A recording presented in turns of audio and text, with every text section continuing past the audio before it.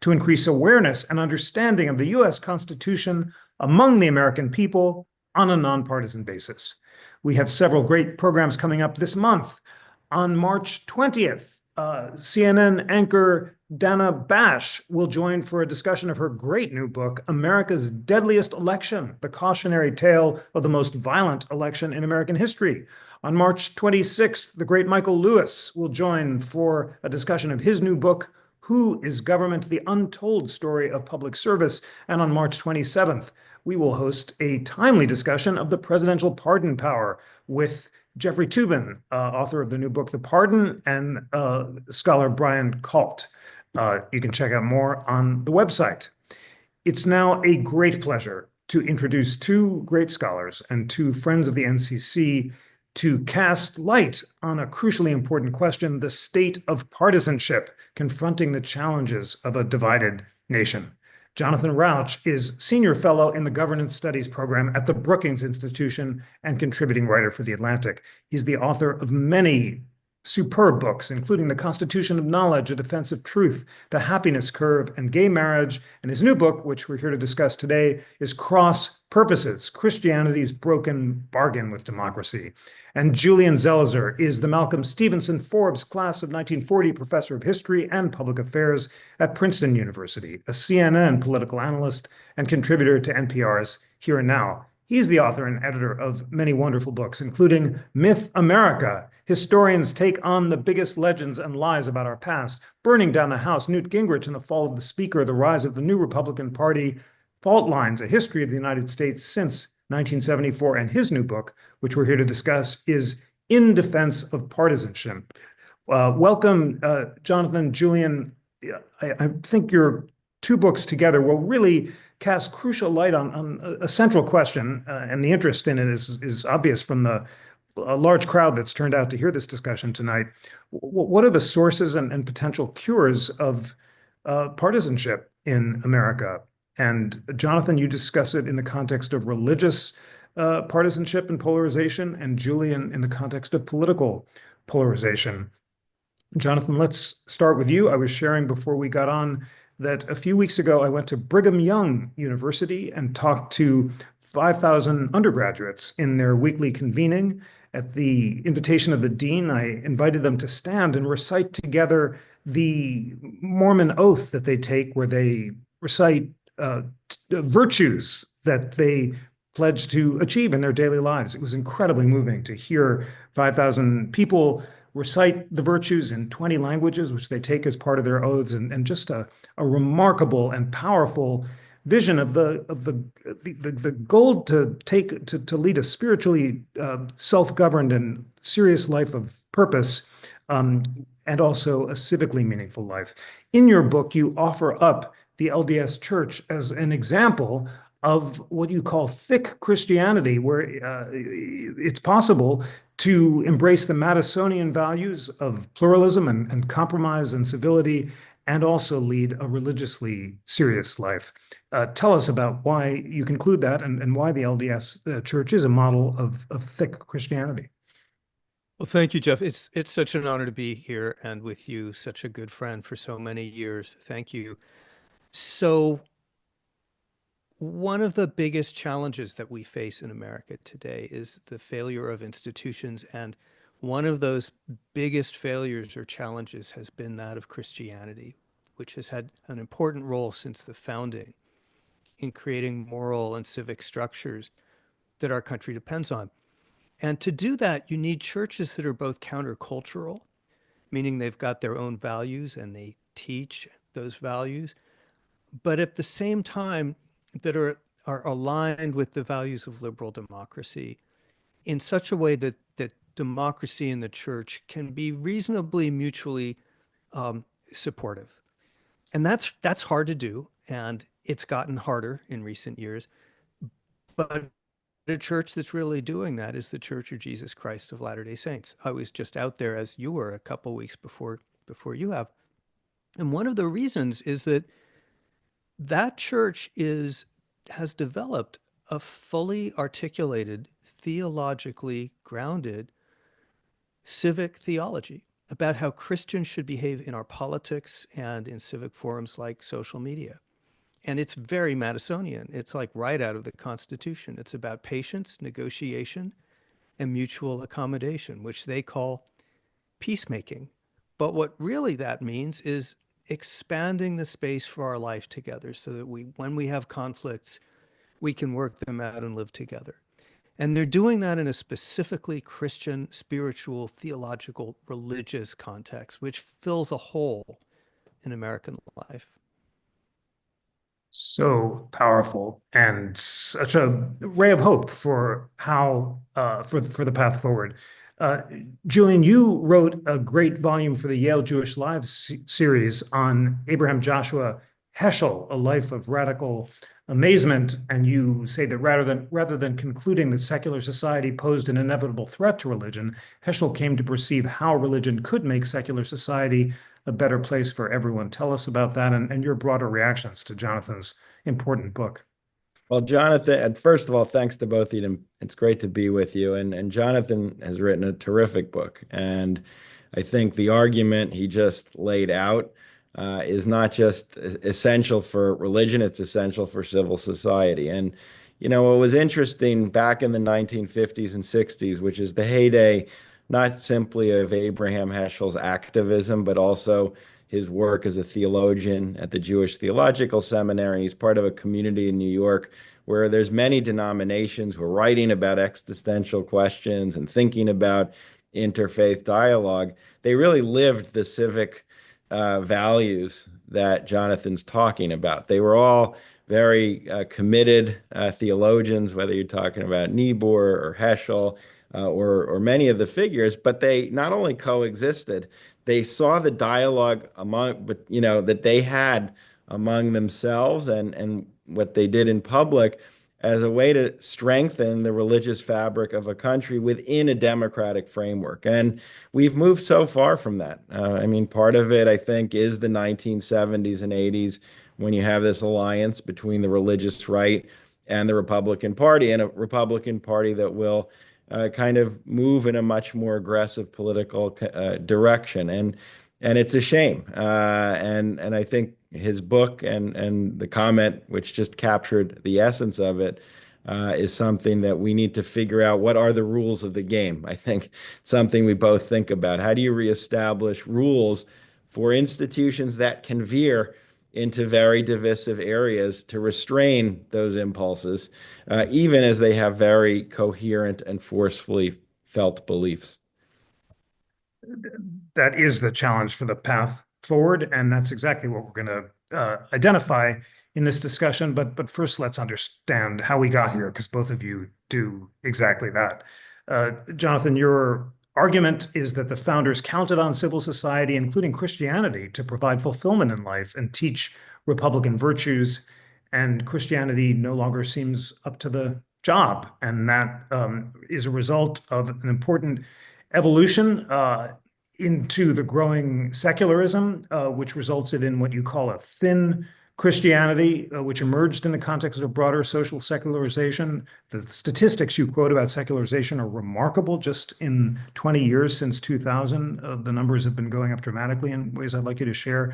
And then tell us about the evolution from that thin Christianity into what you call sharp Christianity, which is an aggressive and reactionary form of Christianity that's explicitly partisan. Well, that's a lot. I could filibuster unpacking some of those things, but I will try to go fast, and you will stop me at any moment No, please go for a footnote or slowly. to drill down. Yeah.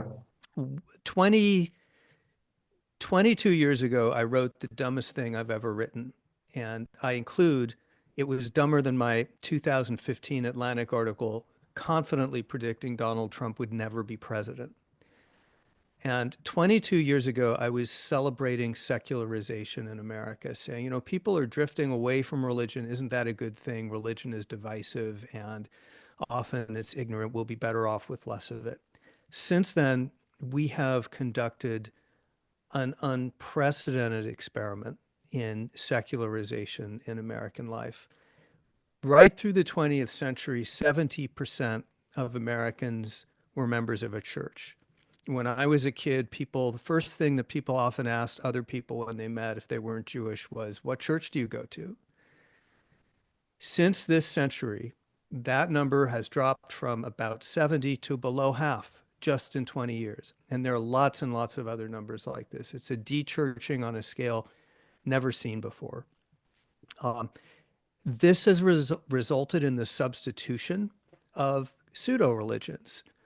Some of those are things like, Wicca and Soul Cycle and crystals, and some are a lot more dangerous, like radical wokeness and the MAGA movement and QAnon.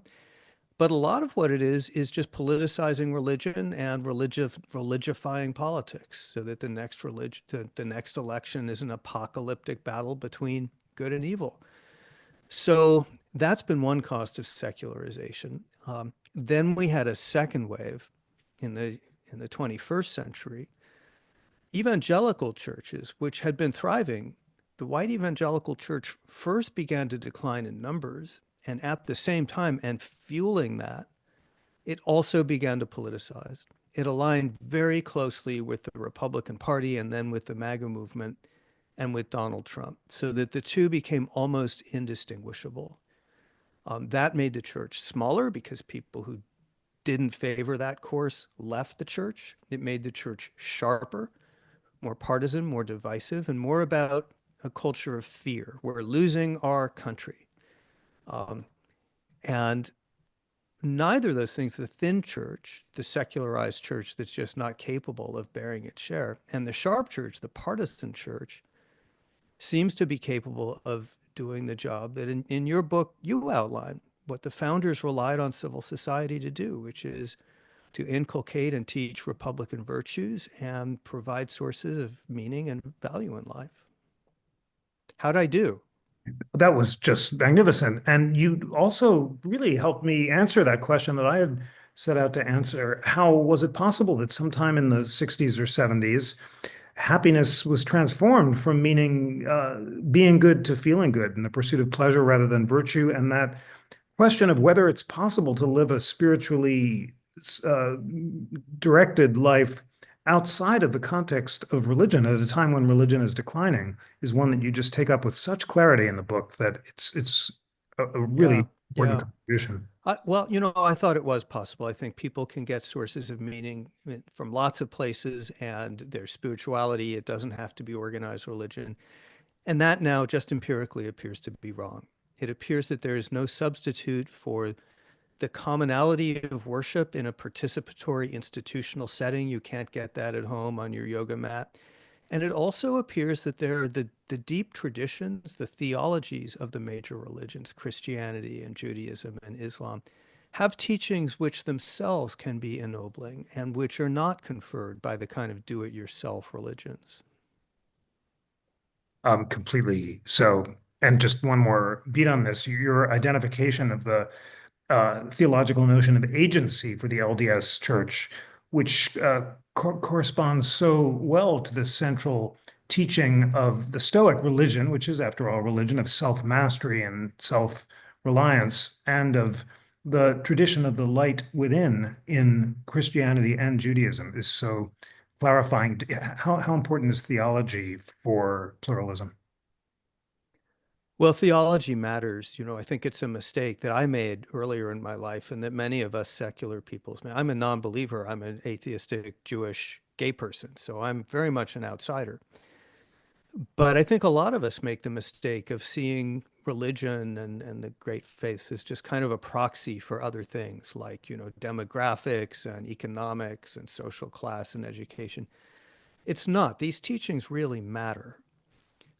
The core of my book is the argument that the teachings of Jesus Christ align very closely with the teachings of James Madison and not at all closely with the teachings of MAGA.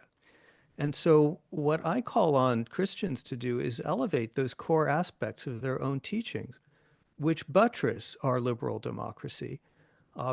And you mentioned, of course, the Church of Jesus Christ of Latter-day Saints. That's what they're doing, and it's not grounded in contingency or in strategy. What they're doing is grounded in theology and this notion of agency, about the importance of making moral choices in life and of having the opportunity to, including making wrong choices. And if you need to have the opportunity to make wrong choices, then you want to live in a pluralistic world, not a world where one religion or one idea or one morality dominates. And that leads them to embrace Madisonian pluralism. It's surprising and elegant. Just one more beat because it's so important. Tell us about why what you sum up as three tenets of Jesus, be not afraid, imitate me, and forgive each other, mirror the tenets of Madisonian pluralism. I always love to talk about this, so thank you. Yeah, if you had to summarize Christianity on three legs, the Christians I talk to and interviewed and theologians say it's really those three things. Don't be afraid, the most frequently repeated injunction in the Christian Bible. Imitate Jesus and forgive each other. So those translate very directly into core virtues of liberal democracy. The founders most worried about a demagogue who would overturn the system using fear. Fear is the easiest thing to mobilize to overturn a democracy. You're under threat. They're coming to get you. There's an invasion. You're being exterminated. Moreover, fear is what you mobilize if you want to overturn an election. The Republican virtues say, well, sometimes you'll lose an election. Don't be too afraid. It's not the end of the world. You'll learn something. You'll come back stronger. Number two, imitate Jesus. Jesus's ministry is two things. First, it's egalitarian. Jesus preaches the fundamental equal worth and dignity of every human being, including, and he emphasizes this, the least among us.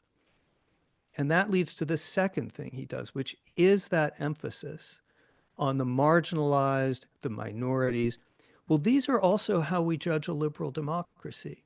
Does it treat everyone as a basic equal, as having a basic dignity, such that human beings are always treated as ends in themselves, never as means to an end? And also, do they protect their minorities? That's the hallmark of a liberal democracy as opposed to an illiberal democracy. There's some things majorities don't have the right or power to do. And then that third tenet, forgive each other, that translates pretty well into the idea of forbearance, toleration, and compromise. So sometimes you win an election. The goal after you do that is not to crush the other side, drive them from the country, and salt the soil with the tears of their women and children.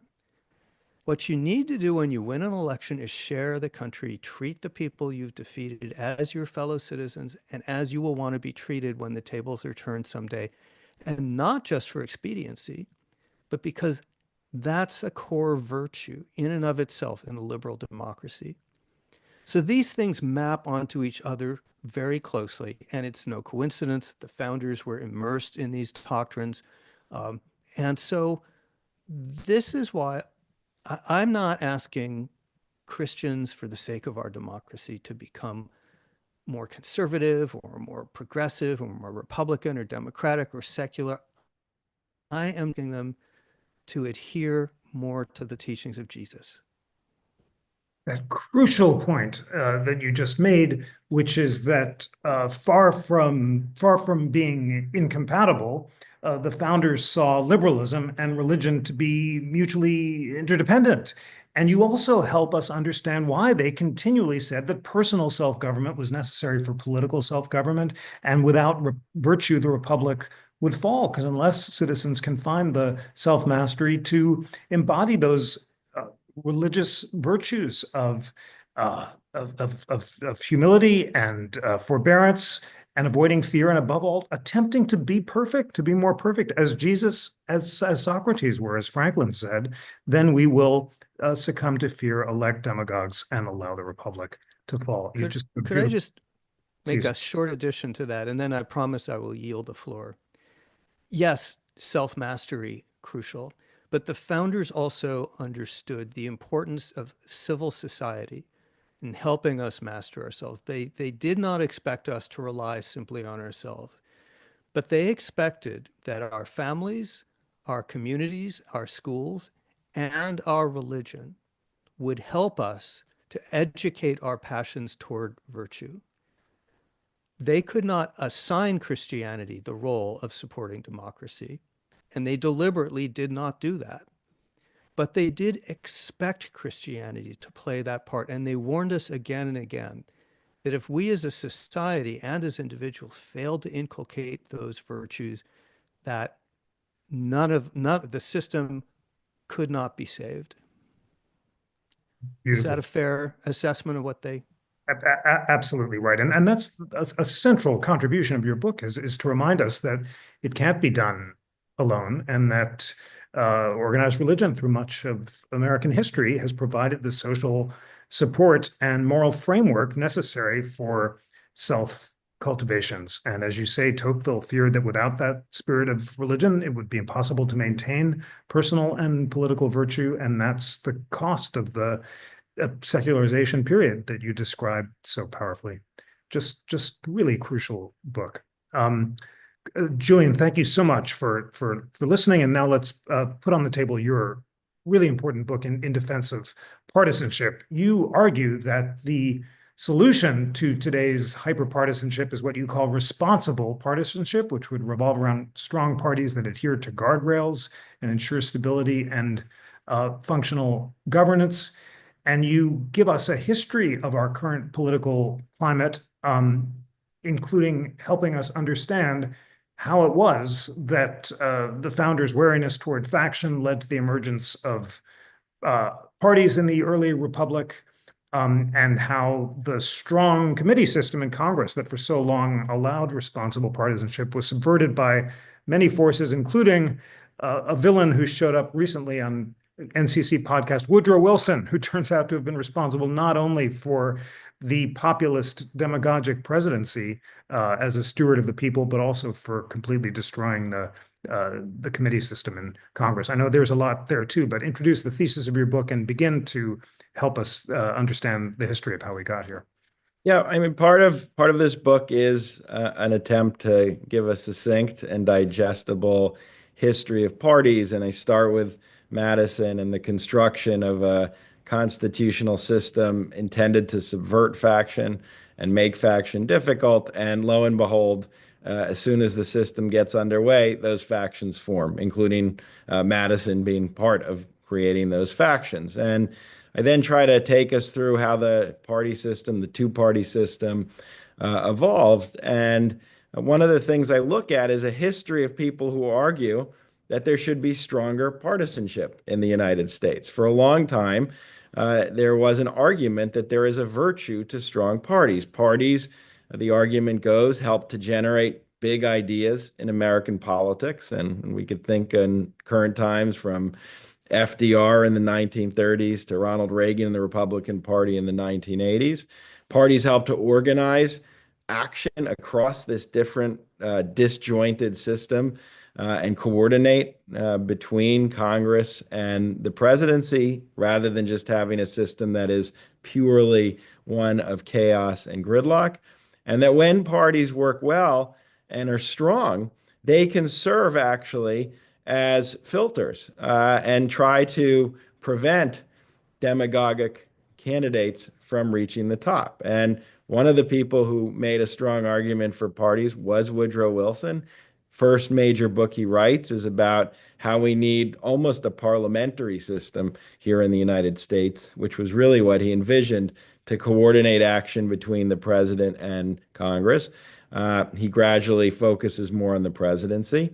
And then in 1950, the Political Science Association puts out a famous report for those of us who study this stuff, and it's about responsible partisanship. And the argument is that in Congress, committee leaders have so much power that they have all these fiefdoms that make strong party action almost impossible.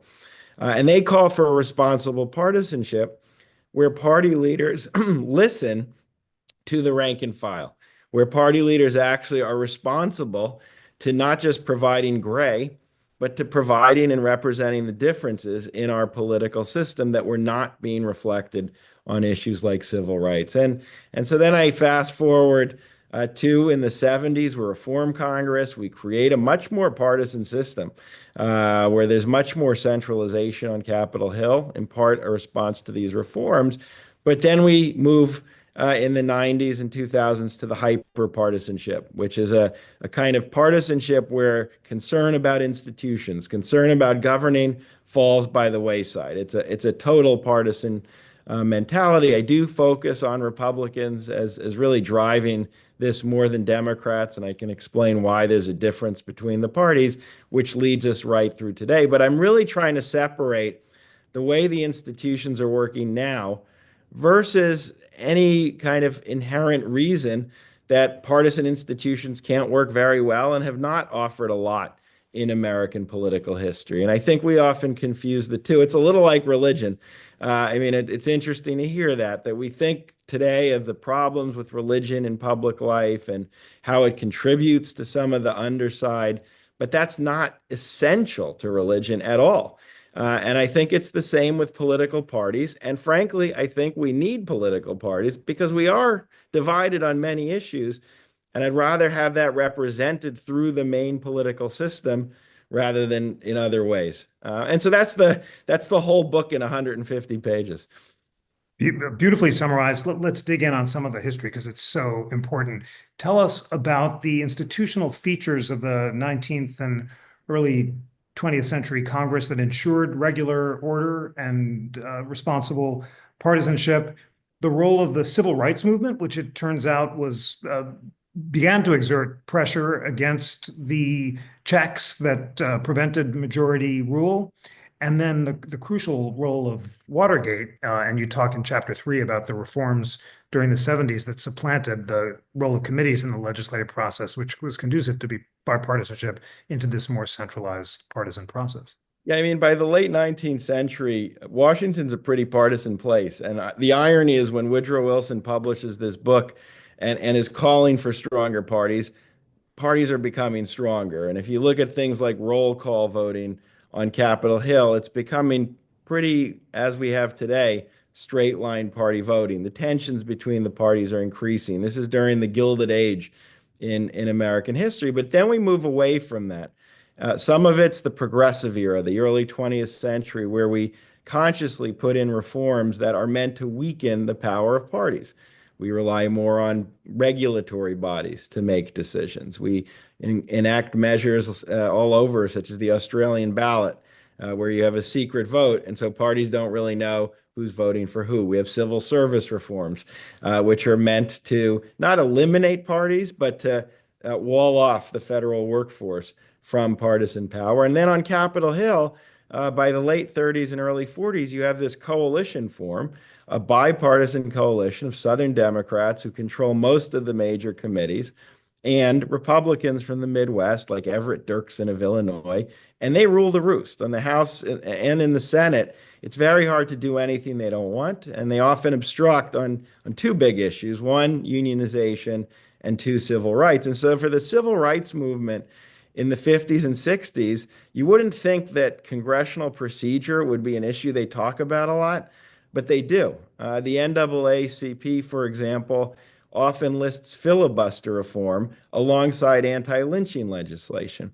They talk about the need to break up this bipartisan coalition that operates in back rooms and weakens the party leaders from doing anything, because in their minds, the procedure ultimately defended this minority view, which is what they saw on Capitol Hill and was the roadblock to civil rights. So they are actually a driver in the 50s and 60s toward a more partisan political system. And again, many liberals, Hubert Humphrey, Joseph Clark, a senator from Pennsylvania, thought that bipartisanship was rotting, really rotting the ability of Congress to do anything. It was just bipartisanship was the source of dysfunction. So that's how civil rights really becomes quite integral. And then it culminates with the struggles in the 60s over first Vietnam and then ultimately Watergate, where many younger members of Congress think this old bipartisan system,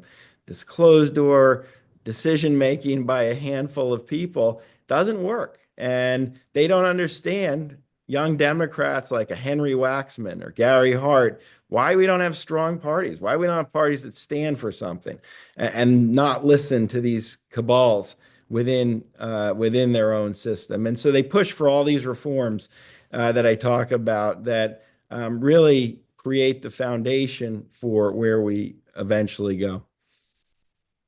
Excellent. And that brings us right to the arguments that you make for how today's hyperpolarization is, in your view, caused by the Republicans Party's radical polarization from Newt Gingrich to Donald Trump and the continuation of unstable majorities in Congress. Before digging into those arguments, Jonathan, that really brings us to your completely illuminating and important discussion of sharp Christianity and the alliance in between the MAGA movement and the evangelical church. You ask, what is Christian nationalism? And which is a question I've really been eager for the answer to, and you're not entirely confident, but you describe it really well. So what's Christian nationalism? How is it allied with the Republican Party? And describe how, in your view, that's taken us to where we are today. Well, I have trouble, Jeff, with the term Christian nationalism because, like everyone else who's looked at it, I can't quite figure out what its boundaries are and aren't because it's such a hodgepodge of different things. But a unifying factor, which all the scholars who have explored it agree on, is that Christian nationalism is not Christian. It's not a religious movement. It is not, for example, about the Bible or the teachings of Jesus. Instead, it's a co-optation, if that's a word, a usurpation of Christian symbolism in a secular political movement that's about power. Its fundamental tenet, it takes all different forms. You know, there's like this, there's a seven hills ideology, seven mountains ideology, and New Apostolic Reformation, and post-liberalist versions, and all kinds of things. But what they really have in common is that people like us are the defenders of Christian Western civilization and should be in power, and a hostility in varying degrees to liberal democracy. So that's what it tends to have in common. In my work and my thinking, Jeff, I try to actually downplay Christian nationalism per se because it conjures up, you know, this hard right, the people who were there on January 6th with the crosses, and you know, the people who go to the Michael Flynn rallies, and those are a minority. The bigger concern for me, but really for the Christians that I talk to, many of whom are alarmed at the direction of the white evangelical church, isn't the extremists with the radical views. It's the rank and file people who are taking the culture wars and the political wars into church every day and saying to the pastors, we're under attack in this country as Christians and as Americans. What are we as a church going to do about it? So they are pressing the church to politicize and to align itself in a partisan way. And as the church does that, it shrinks because people who are there for the gospel become non-denominational or leave the church altogether. So you get this self-fueling spiral. It's maybe a bit of a non-answer to your question. I'm not sure. I just don't want the hardcore idea of Christian nationalism to include this larger phenomenon of politicization. Well, I thought it was incredibly illuminating because you show that it's an illiberal movement. And despite the claims of some of its intellectual defenders like Patrick Deneen and Adrian Vermeule, it's not rooted in the founding Enlightenment values, but a rejection of them. And in that sense, it's about power and not about either theology or liberalism. And you also show how that coincides with an embrace of Donald Trump by evangelical churches, despite the fact that, as you describe it, he's not a paragon of the theological or cardinal or classical virtues. To what degree is that movement intertwined in the development of this sharp Christianity, which is so politicized? The church is related to this broader political trend. Well, if you mean the MAGA movement, Exactly. so the white evangelical church has been becoming politicized since the 80s, the era of Falwell and Pat Robertson. It really turbocharged in this century, and the MAGA movement took it up to the next level. Here's a fact that I bet you didn't know. Not many people do. Where did Trump, you remember that famous comment, "My people are so loyal, I could shoot someone on Fifth Avenue"? Um, Yeah. do you know where he said that? This is interesting. It was Dordt College, that's an evangelical college in Iowa. And it's the same speech where he also says something else, almost equally famously. He says, "If you vote for me, you will have power. Remember that." What he's doing there in that speech and subsequently in many later speeches right through 2024 is offering white evangelicals a bargain. I will give you power and you will give me loyalty. And that, according to Christians like Russell Moore, Southern Baptist Convention, former high official, and so forth, that's a corruption of Christianity, which is supposed to be fixed on the next world, not on power in this world. And that's a fundamental change in the orientation of what the church is supposed to be doing. And that's the real concern here. Absolutely fascinating. Julian, this does relate to your arguments in chapter 4 about the reasons for today's hyperpolarization being asymmetric polarization. Tell us about that and how it relates to the alliance of MAGA with the evangelical church. Yeah, so I mean, this is an argument some social scientists have talked about, and a few journalists, Norm Ornstein and Matthew Grossman, that I think is very convincing. And essentially, the argument is since the 90s, both parties have become more polarized. The center in both parties has diminished. Both parties have been more aggressive in pursuing their agendas, but you've seen a much more extremist shift in the Republicans in thinking about what's permissible and what's not. And I started, and I mean, our timing isn't that different. I started really with Newt Gingrich as a figure to understand where this comes from, who openly would discuss in memos to colleagues the need to not only speak and use more toxic language, but to be less concerned with norms of governing, to be less concerned with what will this do to the institution as opposed to obtaining power. Then you have the Tea Party, which is an acceleration of some of the kinds of thinking that I think was introduced in terms of weaponizing almost anything. And for me, you see that with the debt ceiling fights under President Obama in 2011 and 13, where you have a party that's seriously willing not to raise the debt ceiling, which would send us into default. That's a process whereby we approve money that's already been approved, essentially, to use it, and many other examples, and then culminating in Trump. And that radicalization of the Republican Party, I think, is different than what Democrats are ever going to be capable of. And I argue Democrats are a party of government. And because of that, there's limits on how much they can do or how much they will be willing to do to the governing process. Whereas Republicans have become an anti-government party and are much more comfortable with the risks and the gridlock.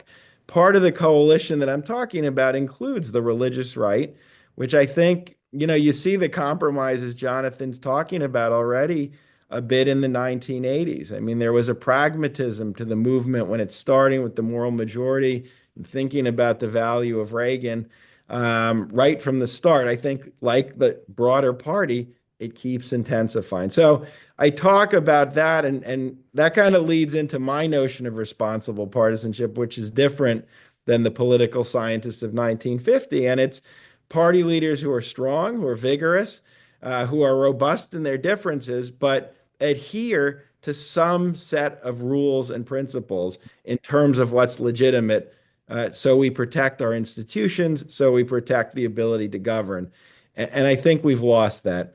And I just, the other thing I talk about in that chapter is we've also layered onto this, have been in a period since the mid 90s, which my colleague Francis Lee has really written about well, where majorities are no longer stable. And so, from really the early 30s through the 1990s, other than a few exceptions, Democrats controlled Congress the whole time. And while there were problems with that, certainly if you were a Republican, it did create a kind of stability where the majority party was willing to negotiate with the minority party because they had nothing, they weren't going to lose power the next year or next election. And the minority party had an incentive to stay in the game and bargain. But we're now in a period on top of this hyper-partisan philosophy and mentality where control shifts every year. And it's the same in presidential elections. So the incentives are not to give away a thing. And that's a really combustible combination, I think we have, which is part of where we've ended up in 2025. What's so powerful about putting both of your great books in conversation with each other is, Julian, you argued that although you think the polarization was asymmetric, nevertheless, it was the result of two factors that affected both parties: institutional reforms pushed by both parties that allowed party leaders to assert control, and geographic self-sorting, these electoral shifts that sorted voters geographically, and both contributed to hyperpartisanship. And Jonathan, you then trace how that resulted in this religious partisanship and the alliance of MAGA with an increasingly polarized GOP in a way that made the pursuit of both responsible partisanship and thick Christianity and the pursuit of virtue elusive. Okay, so now we've got 15 minutes to solve all of this. And our viewers are, of course, eager for solutions. Will the guardrails hold in the months ahead is one question. Will someone speak to civic virtue and identify the important ones? John Middleton, there's so many ways of parsing it, but the LDS Church identifies some in their doctrines and covenants, and Ben Franklin identified others, and they're similar, and the Franklin virtues include versions of the classical virtues: temperance, prudence, order, resolution, humility. Franklin saved the one he found hardest for last. They tend to be off of the classical virtues, That not. would be hard for Franklin, wouldn't it? Yes, no, exactly. He imagined the book Humility by Benjamin Franklin. He resisted that. But these are all the virtues that the founders identified as key to their definition of the pursuit of happiness. Jonathan, the solutions is too trite a task for the awe-inspiring challenge of resurrecting a sense of spiritual purpose in a society that's lost it. But although you give the LDS Church as a possible model, say more about the incredible things they've done, including finding moderate compromises on questions like LGBTQ rights. It's such an inspiring vision of constitutional pluralism meeting thick Christianity. And then how in practice might that be a model for people of other faiths? Well, it's important to say that I'm not saying that people have to become members of the Church of Jesus Christ of Latter-day Saints to save our country or anything like that. What I am saying is this is a model of a contemporary church that is, in the United States, predominantly white, very conservative socially and culturally, that nonetheless is developing a civic theology that is Christ-like and Madisonian at the same time. And they're not just writing that on paper or preaching it, they're putting it into action. This all first got my attention that something interesting was happening in Utah in 2015 when the church joined with Equality Utah, which is the state LGBT rights group, and conservatives in the legislature to fashion a compromise which extended civil rights protections to LGBT Utahns and package those alongside important religious liberty protections, but carefully constrained so that, for example, Brigham Young University would not have to house same-sex married couples in its married student housing. And that was a first. And then they sought to replicate it. It looked like it wouldn't get replicated until 2022. So I'm a gay man. I am married to a man. There was talk in the aftermath of the abortion decision that the Supreme Court might have second thoughts about same-sex marriage.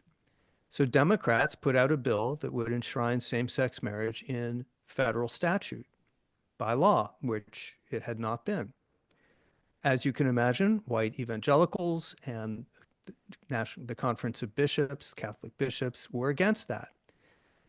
Church of Jesus Christ of Latter-day Saints, as well as some other groups like the Seventh-day Adventists and the Orthodox Unions, got together and helped fashion once again a compromise that enshrined my marriage in federal law.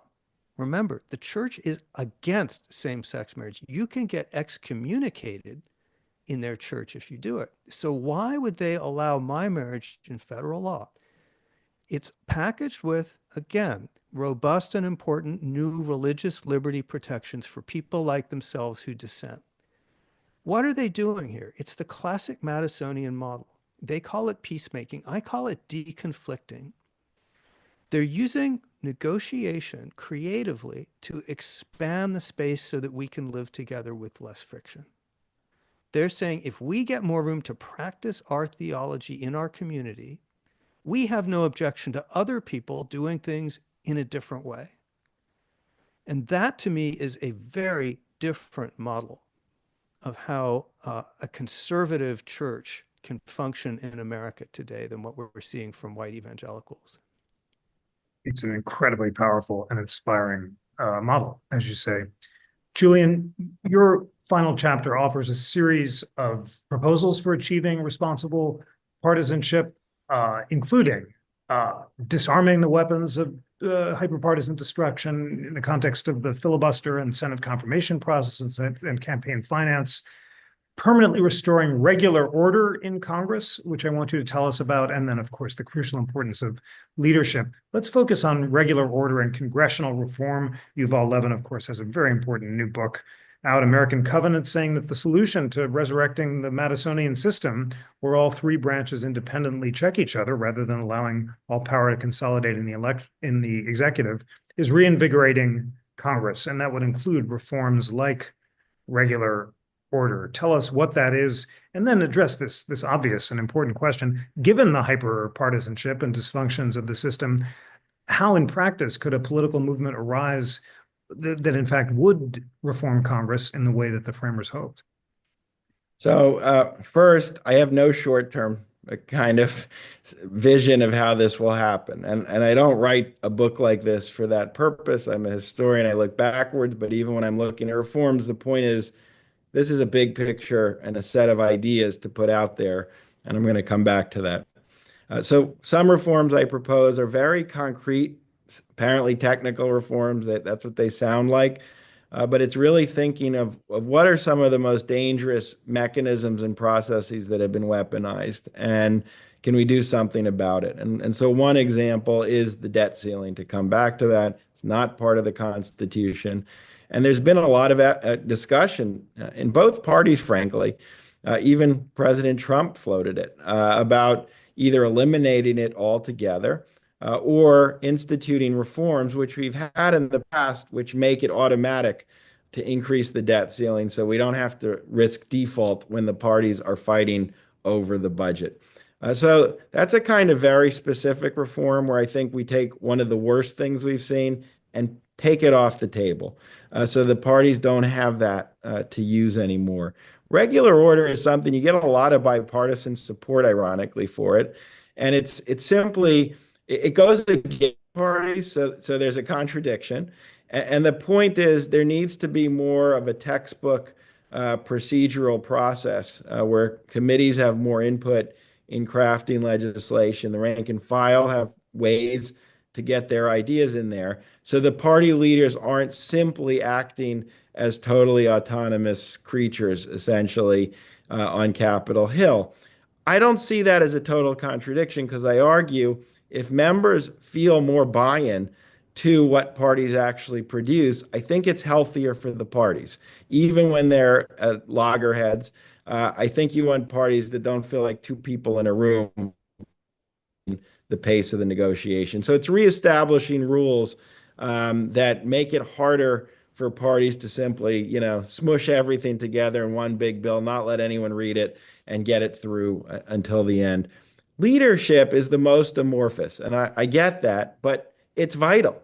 And I argue in studies of leadership, people focus on transformative leaders who are leaders who change the way we think of problems, change the debate. Again, FDR, Ronald Reagan are two classic presidential examples.